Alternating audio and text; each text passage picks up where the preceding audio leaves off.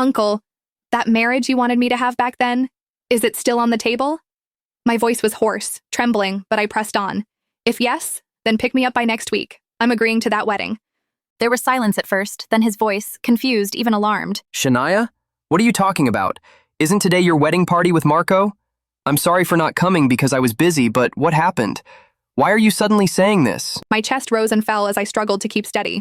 Because for the second time, he postponed our wedding ceremony. For Camille. So I'm done. I heaved.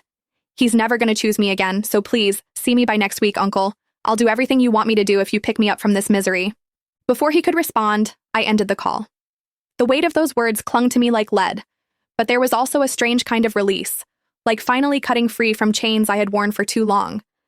I lowered the phone slowly, my hand trembling as I clutched the lace of my gown. Around me, the garden lights still twinkled, strung across branches like stars. The roses and lilies we had chosen together lined the aisle, their fragrance heavy in the night air. Tables were filled with food that no one touched, champagne glasses half empty. And yet, there was no groom. My wedding had become nothing but a spectacle of pity. One by one, the guests approached me with hushed voices, their eyes heavy with sympathy. I'm so sorry, Shania. You don't deserve this. He'll come around. Don't worry. Each word was like salt in an open wound. I stood there in my gown, the gown I had dreamed of since I was a girl, its white silk trailing across the grass, now stained by tears I tried to hide. Marco didn't come. When I finally called him, desperate for an explanation, his voice was maddeningly calm, as though he had no idea what I was standing in the middle of. Babe, I'm sorry, He said. Camille's burning with fever. I couldn't just leave her. We can just do this again, okay? Next week. Or maybe skip the ceremony and just register. It's the same thing anyway. Camille.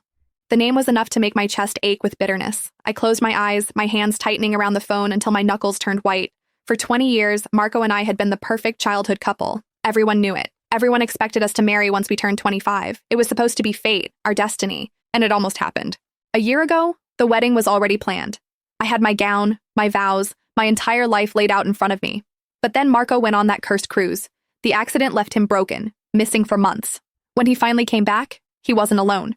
He came back with Camille, the woman who had saved him, cared for him while he recovered. And because of that, his family insisted she stay, that the debt must be repaid.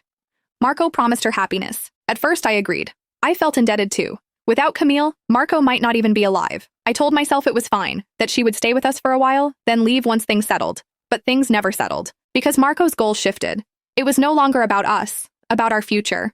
It was about her, Camille.